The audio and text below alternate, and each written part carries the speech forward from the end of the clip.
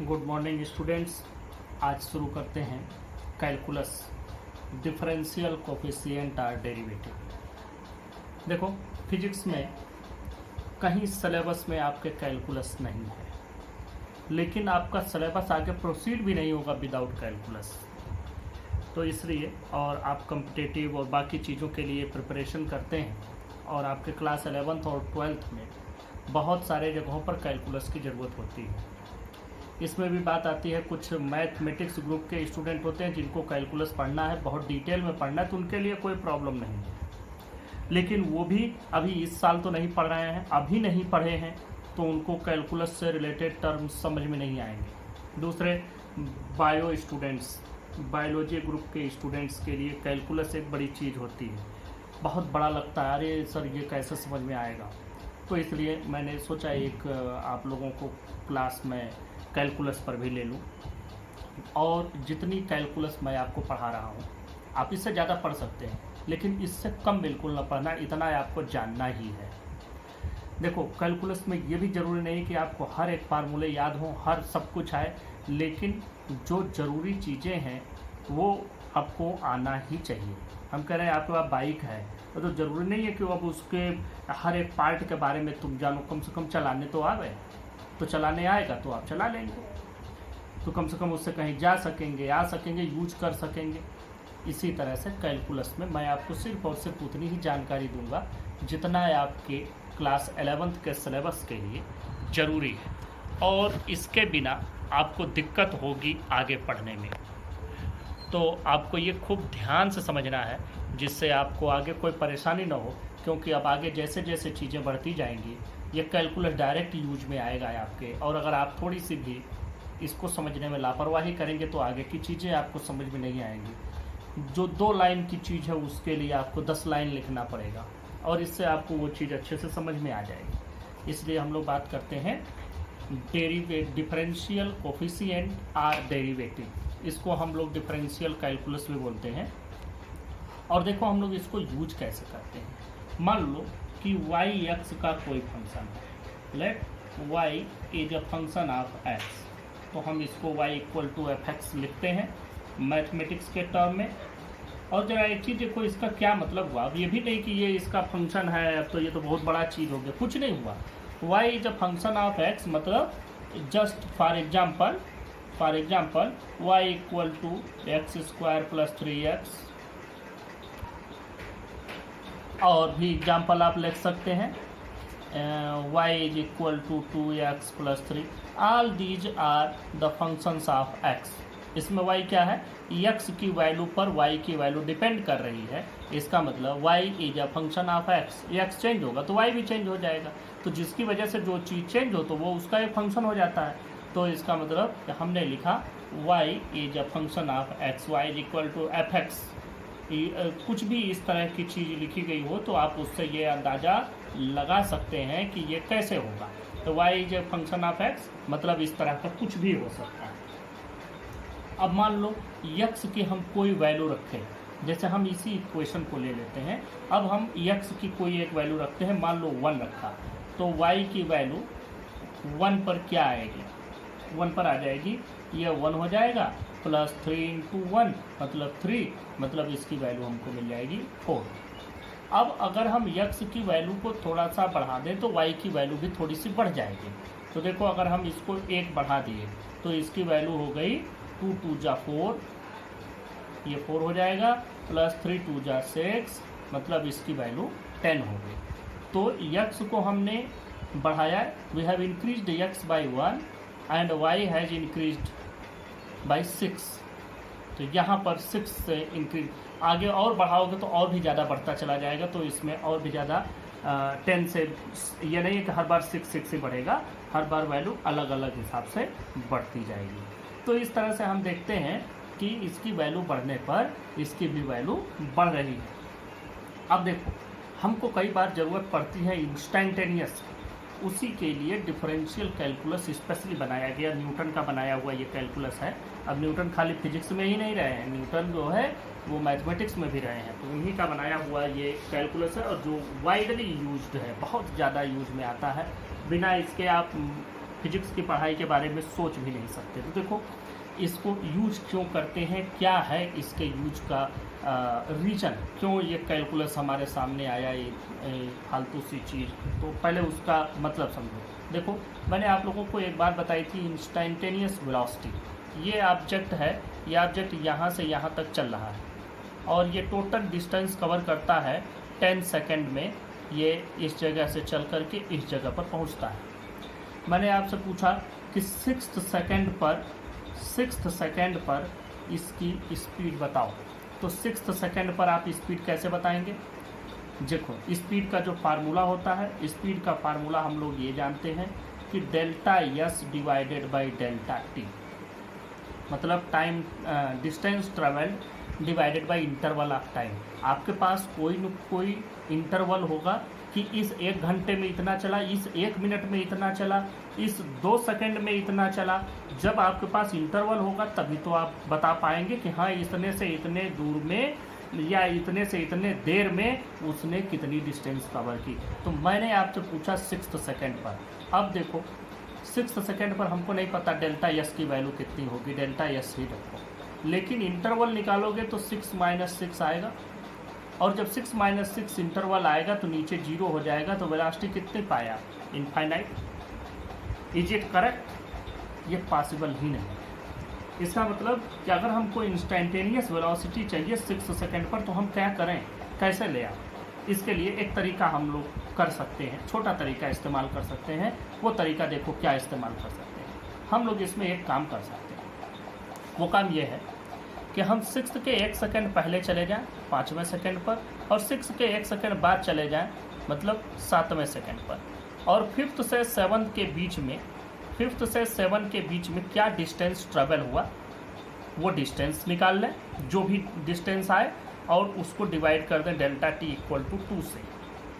तो अब देखो यहाँ पर तुमको एक वैल्यू मिल जाएगी, और ये जो भी वैल्यू आएगी, ये जब पार्टिकल यहाँ से गुजर रहा होगा 6th सेकंड से, तो उस समय उसकी वेलोसिटी लगभग इसी के आसपास आएगी, क्योंकि हम 5 से 7 का एवरेज वेलोसिटी ले रहे हैं। अब देखो इसको और शुद्ध करना चाहें और अच्छा करना चाहें तो क्या कर दें, हम थोड़ा और आगे बढ़ जाएं, यहाँ थोड़ा और आगे बढ़ जाएं, 5.5 और यहाँ 6.5, तब एक ही सेकंड का इंटरवल आया, तो डेल्टा एस बाई आप 1 सेकंड कर देंगे। थोड़ा और अच्छा चाहिए तो आप 5.75, इधर 6.25, ऐसे करके इंटरवल कम करते जाएंगे। तो 6वें सेकंड पर एग्जैक्ट आपको वेलोसिटी मिलेगी कि 6th सेकंड पर जब पार्टिकल गुजरा होगा तो उस समय उसकी स्पीड इतनी ही रही होगी। वो कैसे आपको पता चलेगा? जब आप डेल्टा टी की वैल्यू कम करते जाएंगे। यहीं से एक बात आती है कि डेल्टा टी की वैल्यू अगर हम कम करते जाएंगे तो हमको जो इंस्टेंटेनियस वैल्यू है वो मिल जाएगी। इस क्षणिक वैल्यू को हम पा लेंगे कि 6वें सेकंड पर इस क्षण पर कितना वेलोसिटी हुआ, कितनी स्पीड हुई। तो इसलिए हम लोग इस इंटरवल को कम करते जाते हैं। यहाँ पर भी हम लोग कुछ और नहीं करते हैं, यहाँ पर भी x की वैल्यू को चेंज करते हैं और उसके रेस्पेक्ट में y में क्या परिवर्तन हुआ उसको हम देखते हैं, और उसको ऐसे लिखते हैं कि delta y divided by delta x, इस तरह से लिखते हैं। देखो delta y by delta x, it represent the rate of change of y with respect to x। with respect to हम लोग हमेशा WRT से ही लिखेंगे। अब आगे delta y by delta x क्या बताया कि डेल्टा x में चेंज हुआ तो डेल्टा y में इतना चेंज हुआ, मतलब y के चेंज को x के रेस्पेक्ट में हमने कैलकुलेट किया। अब अगर हम कुछ ऐसा करें कि जो x की वैल्यू है उसको बहुत कम ले लें, मतलब इसको एक लिमिट में ले आ दें, इतना कम इसमें चेंज हो, limit delta x tends to 0 delta y by delta x। देखो जैसे हमको ज़रूरत थी किसी इंस्टेंटेनियस वैल्यू को कैलकुलेट करने की, तो हमने इंटरवल बहुत कम लिया। तो यहाँ पर भी हम इसका बहुत क्षणिक परिवर्तन देखना चाहते हैं कि कितना हो रहा है, इंस्टेंटेनियस चेंज। तो इंस्टेंटेनियस चेंज के लिए यक्स की चेंज को इतना कम कर दें कि वह लगभग जीरो के बराबर है। Limit delta X tends to zero का एक ही मतलब है कि डेल्टा यक्स की वैल्यू इतनी कम है कि वह लगभग जीरो के बराबर है। एग्जैक्ट जीरो है नहीं, जीरो के लगभग बराबर है। और उस समय हमने delta Y by delta X को कैलकुलेट किया। तो जब इस समय हम इसको कैलकुलेट करेंगे तो इसको हम लोग लिखते क्या हैं, D Y by D X, और इसको कहते क्या हैं, derivative of Y with respect to X, या differential coefficient of Y with respect to X. देखो, derivative of Y with respect to X, या इसी को दूसरा भी नाम दे दो, differential coefficient of y with respect to x। इन दोनों नामों से जाना जाता है और रिप्रेजेंट किया जाता है dy बाई डी एक्स से, और इसको पढ़ा क्या जाता है, इसको हम लोग जब पढ़ते हैं तो पढ़ते हैं डी एक्स ऑफ वाई। यहाँ से आपके समझ में आया, डी एक्स ऑफ वाई हम लोग पढ़ते हैं, इसको कहते हैं differential coefficient of Y with respect to X, या ये भी कहते हैं derivative of Y with respect to X. लिखते क्या है, delta Y by delta X. अब जरा यहीं पर एक चीज़ और देखो, मान लो तुम्हारे सामने लिखा है डेल्टा एक्स, सॉरी आपके सामने लिखा है D X by D T.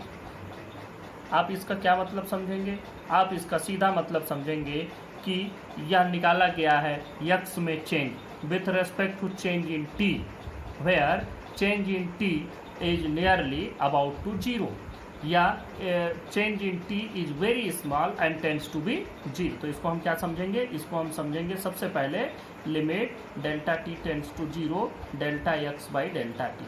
इसका मतलब यही है, अगर D X by D T रखा गया है, कोई भी चीज़ D Y by D X रखा है, D Y by D X मतलब हमारे तुरंत समझ में आ गया कि लिमिट जो नीचे है delta X tends to zero, और ये delta Y divided by delta x.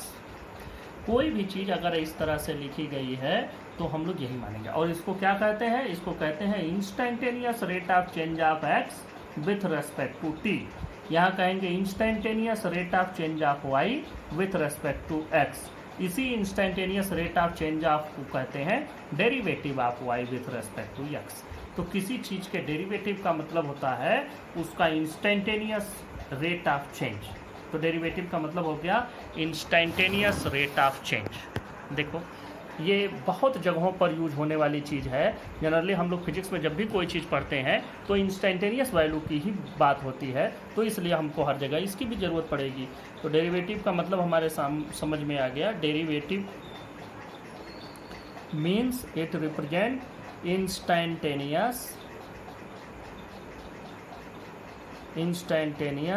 Rate of change.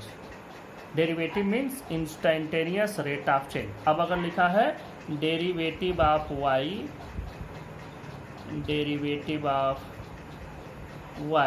With respect to X, तो आप क्या समझेंगे, आप समझेंगे instantaneous rate of change of Y with respect to X. तो ये वैल्यू हो गई कि हम लोगों को इससे ये वैल्यू मिल जाती है कि instantaneous rate of change of a function और instantaneous rate of change of a quantity with respect to some other quantity. अब इस पर बहुत सारे फार्मूले हैं, इन फार्मूलों को आपको समझना है। ये फार्मूले वन बाय वन मैं आपको समझाते चला जाता हूँ, आपको समझ लेना है और इसको तुरंत ही रट्टा नहीं मार लेना है, तुरंत याद नहीं कर लेना है, क्योंकि धीरे धीरे आपको समय के साथ जैसे जैसे यूज में आता जाएगा वैसे वैसे ये याद भी हो जाएगा। ये कुछ भी मैं लिखवा नहीं रहा, सिर्फ आप नोट करना चाहते हैं तो इसमें से जो चीज़ें आपको समझ में आ रही हैं, जिस लैंग्वेज में समझ में आ रही हैं, आप हिंदी में समझते हैं हिंदी में लिख लो, अंग्रेजी में समझते हो अंग्रेजी में लिख लो, यू कैन नोट डाउन। अब इसके फार्मूलाज देखते चले जाएं, कुछ इसके न्यूमेरिकल्स बता देते हैं, फार्मूला देखते चले जाएं। नंबर 1 है D by D x constant. अगर कोई कांस्टेंट का मतलब कि इसकी वैल्यू में चेंज ही नहीं होगा, तो अगर इसमें चेंज ही नहीं होगा तो इसका रेट ऑफ चेंज क्या आ जाएगा, जीरो आ जाएगा। दूसरी बात, अगर आपको दिया गया है D by D x of, देखो दो चीज़ें इसमें दी गई हैं। मान लो एक कांस्टेंट के दिया है और दूसरा वाई दिया है, तो कांस्टेंट के से कोई मतलब नहीं है, वो बाहर हो जाएगा और आप किसको डिफरेंशिएट करेंगे वाई को। ये दूसरा फार्मूला हो गया। तीसरा फार्मूला देखो, मान लो डी बाई डी एक्स, ज़्यादातर प्रयोग होने वाला फार्मूला यही है, D by D x x power N है, तो इसको आप क्या लिखेंगे, N x power N minus one. अब देखो दूसरी चीज़ कि अगर मान लो कि इसमें कोई और वैल्यू आ रही है, जैसे हम लोगों के पास फार्मूले इसमें बहुत सारे बनते चले जाएंगे और उन फार्मूलों को आप देखते चले जाएं। फोर्थ फार्मूला हम लिखते हैं D by D x of U plus V is equal to, देखो ये u और v दो चीज़ें हैं और दोनों यक्स के ही फंक्शन हैं, तो क्या हो जाएगा, ये प्लस माइनस दोनों हो सकता है, तो ये D you by D x plus minus D we by D X. यहाँ लिख भी लेना, where u and v are functions of x, u और v x के फंक्शन है। फिफ्थ बात, फार्मूले पर चलते हैं, ये D by D x of ये हो गया। एक और रूल है इसमें, D by D x of U into V, ये फार्मूला भी देखो, इसको भी यूज करना पड़ता है। अब इसमें क्या है, दोनों यक्स के फंक्शन है, यहाँ पर ही लिख दिया, मतलब ये आगे भी जहाँ भी यू वी आएगा हम यही समझेंगे, यू इंटू वी दिया गया है, यू इंटू वी है तो कैसे करोगे भाई, दोनों का मल्टीप्लिकेशन है, यक्स के दो फंक्शन है, दोनों को मल्टीप्लाई किया गया है, तो क्या होगा, देखो यहाँ हम करते क्या है, पहले वाले को बाहर करके दूसरे वाले का डिफरेंशिएशन करते हैं, फिर दूसरे वाले को बाहर करके पहले वाले का, देखो u D we by D x plus V D you by D X, देखो पहला वाला बाहर कर दिए, इसको डिफरेंशिएट किए, फिर इसको बाहर कर दिए, इसको डिफरेंशिएट किए, ये रूल है। अच्छा, अभी जब इन पर एग्जांपल्स करेंगे तब समझ में आएंगे, पहले रूल्स हम लोग पढ़ते चले जाते हैं। ये हमारे पास 4-5 रूल्स हो गए, 6 पर चलो, 6th रूल पर चलते हैं और लॉग वाले की बात करते हैं। D by D x of log x, अगर ये वैल्यू दी गई है लॉग एक्स की, तो और यहाँ पर लॉग एक्स के बेस में ई है, तो हम लोग क्या पाएंगे, इसकी वैल्यू 1/x। और देखो यहीं पर सामने ही 7th रूल पे देखो, d by D x of log x, base इसका a है, तो हमको क्या वैल्यू मिलेगी, तब हमको वैल्यू मिल जाएगी, देखो 1/x तो तब भी आएगा, लेकिन साथ में log a बेस e हमको ऐड करना होगा। इस फार्मूले का यूज बहुत कम मिलेगा, लेकिन फिर भी हमें जानना है ये फार्मूला भी, और इस फार्मूले का हम लोग ज़्यादा प्रयोग करेंगे। ये x power n, u v rule, ये सारे फार्मूले ज़्यादा यूज में आते हैं। और देखो अगली बात, 7 फार्मूले हो गए, 8th पर चलो, 8th की बात करते हैं। यहाँ तक तो हम लोग पहुँच गए हैं। अब अगर D by D x of E power x दिया, ई मतलब एक्सपोनेंट, तो यहाँ पर इसकी वैल्यू ई पावर एक्स ही हो जाती है, कोई चेंज इसमें नहीं आता। और ये 8th के बाद 9, फार्मूला नंबर 9, देखो डी बाई डी एक्स अगर वैल्यू दी गई हो ए पावर एक्स, खैर इतने फार्मूलों की ज़रूरत नहीं पड़ेगी। अब साइन कास वाला दिखा दें, साइन एक्स, तो इसकी वैल्यू हो जाती है कॉस एक्स। फिर देखो formula number 10, D by D x of cos x, तो ये वैल्यू हो जाती है माइनस साइन एक्स। फिर formula 11, D by D x of ten x, D by D x of ten x, इसकी वैल्यू मिलती है हमको सेक स्क्वायर एक्स, तो साइन कॉस 10। अब फार्मूला नंबर 12, साइन कॉस 10। अब हम लोग चलते हैं सेक कोसेक कॉट पर, तो d by D x of sec x, sec x की वैल्यू होती है sec x tan x, sec x tan x, ये वैल्यू हो जाती है।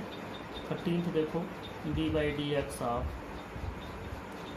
कोसेक एक्स, कोसेक एक्स की वैल्यू होती है minus cosec x cot x. कुछ और फार्मूले भी इसमें देख लेते हैं। देखो 14th फार्मूला देखो d by D x of cot x, इसकी वैल्यू मिल जाती है हमको minus cosec square x, minus cosec square x, ये सभी इसकी वैल्यू मिल गई। अब जरा एक चीज़ भी है, लॉग एक्स, लॉग पर हम लोगों को ज़्यादा हर जगह लॉग आएगा आपके स्टडी में, तो लॉग को थोड़ा सा अच्छे से समझना पड़ेगा भाई। लॉग हम थोड़ा सा अच्छे से समझा दें। आप लोग शायद पढ़े भी होंगे, अच्छा भी है अगर पढ़े हैं तो, लेकिन नहीं पढ़े हो हमें तो यही मान के चलना है कि आपने नहीं पढ़ रखा है, तो मैं उस हिसाब से आपको समझा देता हूँ। मान लो देखो, अगर हम 3 पावर 4, ये लॉग के बारे में मैं समझा रहा हूँ, सिर्फ लॉगरिथम के बारे में बात की जा रही है।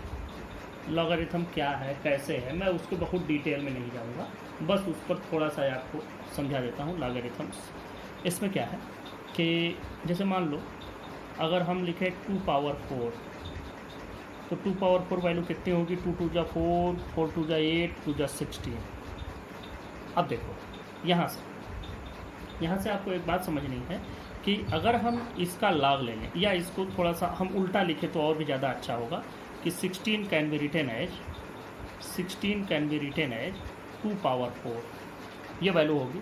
अब देखो अगर हम इसका लॉग ले लें, लॉग ले लिया लॉग 16, और इसके बेस में हमने कर दिया log 16 बेस, जो यहाँ पर है उसको हमने इसके बेस में कर दिया, तो हमको इसकी वैल्यू मिल जाएगी 4, जो इसके पावर में है वो इसकी वैल्यू हो जाएगी। इसी तरह से एक और भी चीज़ देखो, 81 can be written as 3 power 4, ये हम लोग लिखेंगे 3 पावर 4 मतलब 18।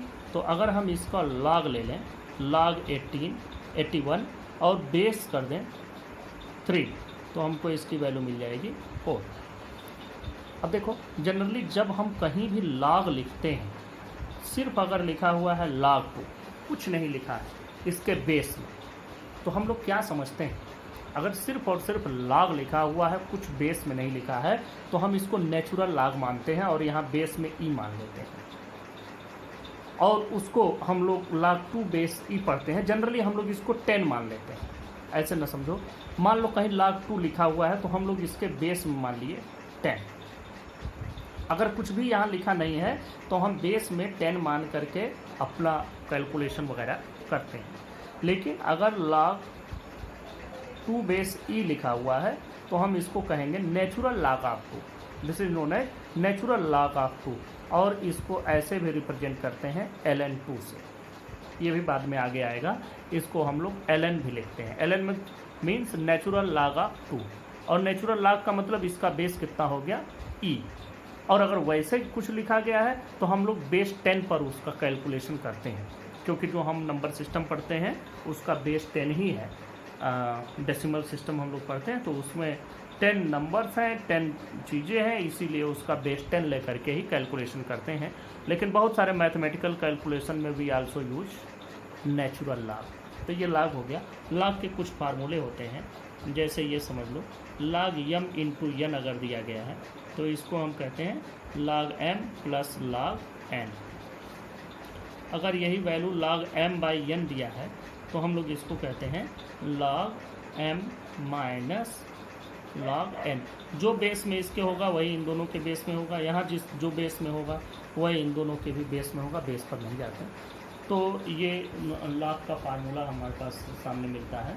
अब एक और भी फार्मूला इसमें देख लो, log अगर m पावर n दिया है तो इसकी वैल्यू हो जाती है n log m, बेस जो है वो वही रहता है।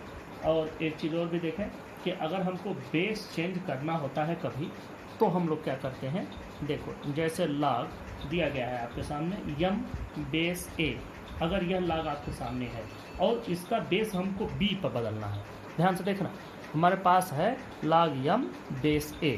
अब हमको इसका बेस बदल के b करना है, तो कर दो log m बेस b कर दो। लेकिन अब क्या करना होगा, अब आपको इसी के साथ इसमें एक चीज़ से मल्टीप्लाई करना होगा, किससे, log b से मल्टीप्लाई करना होगा जिसका बेस a हो। तो ये एक तरीका है बेस चेंज करने का। और ये लॉगरिथम के कुछ फार्मूले हो गए, इनको भी आपको आगे यूज करना है। तो अभी तो हमने बहुत सारे फार्मूलों को डिस्कस किया है, इन फार्मूलों पर कुछ क्वेश्चंस भी सॉल्व कर लेते जिससे आपको कम से कम डिफरेंशियल कैलकुलस आज समझ में आ जाए। कोशिश तो हमारी है कि डिफरेंशियल इंटीग्रेशन दोनों आ जाए। अभी देखते हैं इसको। ये यू वी वाले रूल में एक रूल और भी आता है, उसको भी यहीं डिस्कस कर लेते हैं। D by D x of u divided by v, इसको हम लोग ऐसे करते हैं। देखो, पहले v लेते हैं d you by D x, दूसरा हम लोग minus u D we by D x divided by v square. ये इतना फार्मूला होता है जब u डिवाइडेड बाई v होता है। u इंटू वी हो तब तो u D we by D x plus v d you by D x, लेकिन u डिवाइडेड बाई v हो तो v d you by D x minus u d we by D x divided by v square. अब चलते हैं कुछ examples देखते हैं। Example, find d Y by D x where y is equal to, देखो अभी सिंपल एग्जांपल मैं आपको करवा देता हूँ। X power 5 plus x cube plus 10। एक सिंपल एग्जांपल कर लेते हैं। ये वैल्यू देखो, d Y by D x आप लिखेंगे तो डी बाई डी एक्स सब में लगेगा, अभी तो वाई की वैल्यू है, तो डी बाई डी एक्स आप x power 5 plus d by D x of x cube plus d by D x of 10। अब देखो ये कितना होगा, d by D x x power n का फार्मूला। अब यहाँ से देखें, हम लोगों ने इसका फार्मूला यहीं पर लिखा है, third formula d by D x x power n. इसमें पावर बाहर आ जाएगा और एक्स पर पावर कितना हो जाएगा, एक कम हो जाएगा। कर देते हैं, देखो ये पावर यहाँ आ जाएगा 5 और एक्स पावर बच जाएगा इससे एक कम मतलब 4, प्लस इसमें भी ऐसा ही हो जाएगा 3 एक्स पावर बच जाएगा एक कम, और ये 10 कांस्टेंट है तो 10 तो बदलेगा ही नहीं। एक्स की वैल्यू घट बढ़ सकती है, वाई की वैल्यू घट बढ़ सकती है, 10 थोड़ी घटेगा बढ़ेगा, 10 तो 10 ही रहेगा, तो ये कांस्टेंट है, मतलब ये इसका डेरिवेशन 0। तो हमको क्या मिला, 5x power 4 plus 3x square. एक दूसरा एग्जांपल देखते हैं। देखो ये अगला question, y equal to 5x power 4 plus 3x power 3/2 plus 6x। बात करते हैं dy by D x. D Y by D x, तो देखो 5 कांस्टेंट है, बाहर ही रहेगा, d by D x of x power 4 plus 3 इसमें बाहर ही रहेगा, d by D x of x power 3/2 plus 6 d by D x of x. अब देखो यहाँ क्या आ जाएगा, ये 5 एक्स पावर एन का n x power N minus 1, तो 5 इंटू 4 एक्स पावर बच जाएगा 3 प्लस 3 इंटू यहाँ से बाहर करो 3/2 और एक्स पावर क्या बचेगा 3/2 माइनस 1 प्लस 6, और ये D X by D X मतलब हो जाएगा 1। या आप अगर ऐसे भी करते हैं कि D by D x x power 1 है, तो इसको हम लोग अगर करेंगे तो ये 1 बाहर, एक्स पावर क्या बच जाएगा 0, और किसी भी चीज़ पर पावर 0 हो जाए तो उसकी वैल्यू 1, मतलब D by D x of x will be 1, तो ये हो जाएगा 6 इंटू 1। तो अब आप देखें इसकी वैल्यू कितनी हो गई, 20x cube plus 9/2 x power, ये 3/2 माइनस 1 मतलब 1/2 plus 6। This is the solution. अगला एग्जांपल देखें, y equal to root x plus 1/√x। अभी इसको भी आप dy बाई डी एक्स लिखिए, dy by D x root x का क्या मतलब हो जाएगा, x power 1/2 plus d by D x 1/√x मतलब 1/x पावर 1/2। इसको सॉल्व करो, देखो यहाँ 1/2 हो जाएगा, x पावर 1/2 माइनस 1 इसके लिए, प्लस इसको ले जाओ ऊपर, D by D x x power ये 1/2 है, ऊपर जाके -1/2 हो जाएगा। तो अब हम बात करते हैं कितना हो जाएगा, 1/2 यक्स पावर बचेगा -1/2 प्लस यहाँ यक्स पावर -1/2 है तो ये -1/2 बाहर हो जाएगा और यक्स पावर बचेगा -1/2 प्लस 1। ये देखो वैल्यू कितनी हो जाएगी, -1/2 ऊपर नहीं लिखते तो इसको नीचे कर देते हैं, 1/2 यक्स पावर 1/2 प्लस, ये प्लस नहीं, ये -1/2 लगा हुआ है तो यहाँ -1/2 कर देते हैं, -1/2 और यक्स पावर आपके बच जाएगा -1/2 प्लस 1, मतलब इस पर बचेगा 1/2। तो we can write it 1/2 x power 1/2 का मतलब हो गया √x माइनस 1/2, ये यक्स पावर 1/2 ऊपर ही है तो √x, ये वैल्यू आ गई। तो ये कुछ एग्जांपल्स हुए और आगे एग्जांपल्स देखते हैं। अगला एग्जांपल देखते हैं, y = x² tan x।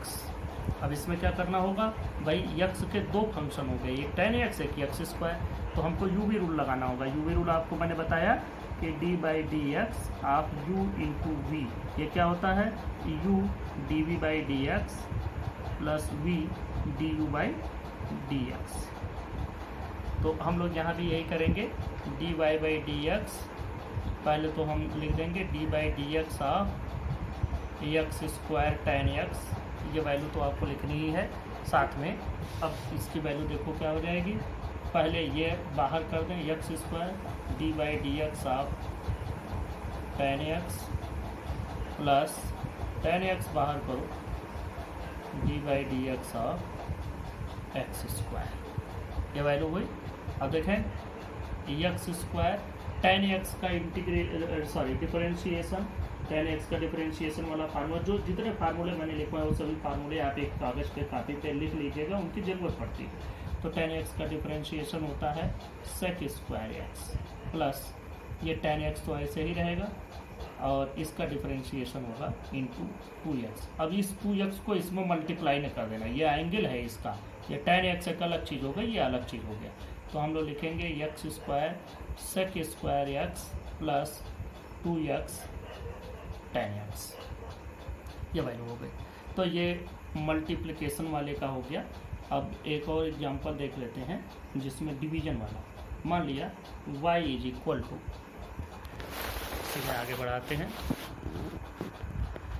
y एक ले लेते हैं, जैसे मान लो x² plus 1 divided by x³ minus 1, ये हो गया। तो ये दो फंक्शन का डिवीजन हो गया।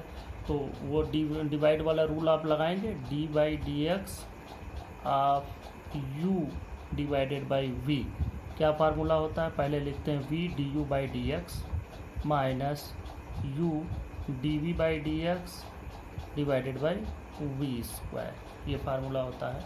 ये फार्मूला यहाँ लगेगा भी, dy/dx = देखो पहले v मतलब डिनोमिनेटर, तो ये हो जाएगा x³ minus 1 d/dx of x² plus 1 minus x² plus 1 बाहर करो और d/dx ऑफ x³ माइनस 1। इसके कुछ क्वेश्चंस की प्रैक्टिस कर लेना बहुत अच्छा है, जितना ज़्यादा क्वेश्चन लगाएंगे उतना बढ़िया प्रैक्टिस रहेगा, और ये प्रैक्टिस होना ज़रूरी है, जिससे आगे जब ये यूज में आए तो आप देख के घबरा न जाए कि ये क्या हो गया, ये कौन सा नया राक्षस प्रकट हो गया सामने, ये सब कुछ आपके सामने रहे। तो जो डिनोमिनेटर है उसका होल स्क्वायर है x³ माइनस 1 होल स्क्वायर। अब डिफरेंशिएशन कर डालो, ये x³ माइनस 1। अब देखो हम अगर डिफरेंशिएशन थोड़ा सा किनारे करके आपको दिखाएं कि d/dx ऑफ x² प्लस 1 का क्या होगा, तो देखो इसमें d/dx ऑफ x² अलग होगा और प्लस 1 का तो 0 हो जाएगा और इसका हो जाएगा 2x, तो d/dx x² प्लस 1 क्या बचेगा 2x, तो यहाँ बचेगा 2x माइनस x² प्लस 1 ऐसे ही रखो। यहाँ पर देखो क्या बचेगा, यहाँ पर है हमारे पास x³ माइनस 1, ये है x³ माइनस 1, तो आप d/dx का x³ और माइनस d/dx ऑफ 1, तो देखो एक्स क्यूब का क्या हो जाएगा, 3x² बचेगा और ये तो 0 ही हो जाएगा क्योंकि यहाँ 3x power n x power n minus 1 वाला फार्मूला, तो यहाँ पर बच जाएगा 3x² divided by x³ minus 1 whole square. अब बाकी इसका सिंप्लीफिकेशन है, इसमें जो कॉमन मिले कॉमन ले लो, जो आप होल स्क्वायर ओपन करना जैसे करना है, whatever. This is the differentiation of this function. Now move to another example. कुछ और छोटे एग्जांपल्स देख लेते हैं। कुछ ऐसे एग्जांपल्स आपको, एक रिप्लेसमेंट टेक्निक इसमें यूज की जाती है, तो वो भी देख लो वो कैसे यूज करते हैं। जैसे देखो, मान लो कि y is equal to tan x³। अब इसका कैसे करेंगे, tan x होता तब तो dy/dx हम कर देते, dy/dx ऑफ tan x³। अब अगर यही dy/dx ऑफ tan x होता तो ये वैल्यू सीधा sec² आप लिख देते, लेकिन यहाँ tan x पर कुछ पावर लगा हुआ है, तो tan x के फॉर्म में तो यह है नहीं, तो इसको कोई दिक्कत नहीं है, इसको कुछ और मान लो। जैसे मान लिया हमने, आप कुछ भी इसको कंसीडर कर लीजिए, कोई नाम दे दीजिए। जैसे मान लो कि हम नाम दे देते हैं यम, चलो कोई बात नहीं, तो यहाँ d/dm कर दो और इसको मान लो tan m। कोई प्रॉब्लम नहीं हुई, लेकिन एक दिक्कत आई, क्या यहाँ से dx कहाँ गया और ये dm आ गया नया। dm नीचे डिनोमिनेटर में आया है तो न्यूमरेटर में भी ले आ दो dm। अब तो ये कोई दिक्कत नहीं, dx एक छूट रहा था तो dx नीचे ले आ दो। अब देखो ये tan m का तो हो जाएगा क्या, sec² tan x के फॉर्म में हो गया, d/dx tan x होता तो sec² लिखते, d/dm है tan m तो sec² लिख दो, और dm/dx मतलब d/dx ऑफ m किसको माना गया है, x³ को, तो x³ का अलग से करेंगे तो 3x² हो जाएगा, तो अलग लिख दो, 3x² अलग करो, sec² m मतलब x³ अब पूरी वैल्यू रख दो। ये पूरा इंटीग्रेशन डिफरेंशिएशन हो गया। y is equal to tan, ये रिप्लेसमेंट टेक्निक है, हमको कोई चीज़ रिप्लेस करनी पड़ती है। हम t भी मान सकते हैं, हम m मान सकते हैं, n मान सकते हैं, p मान सकते हैं, whatever is your wish.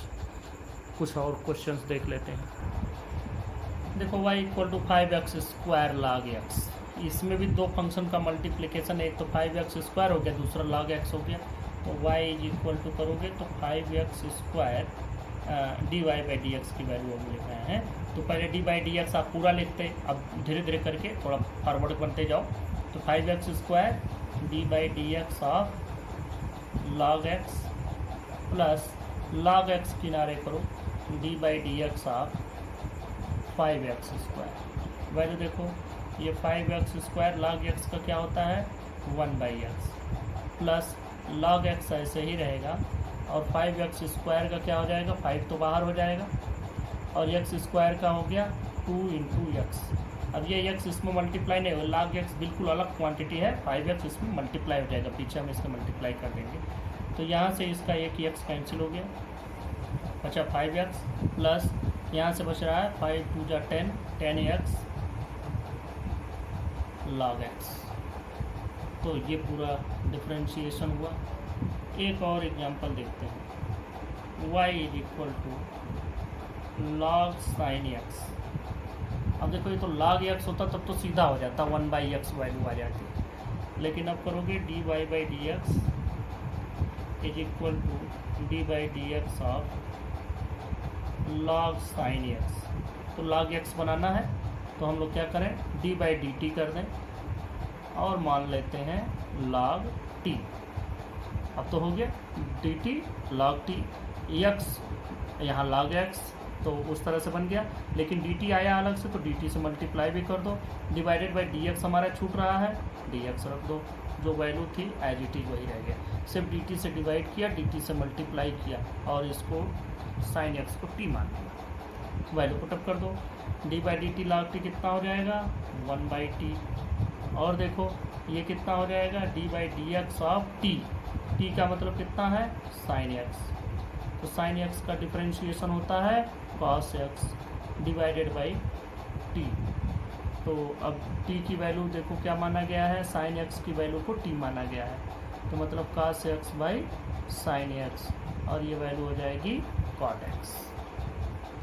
तो इस तरह से हम लोग इसमें डिफरेंशिएशन का ये पूरा आपका एक तैयार हुआ।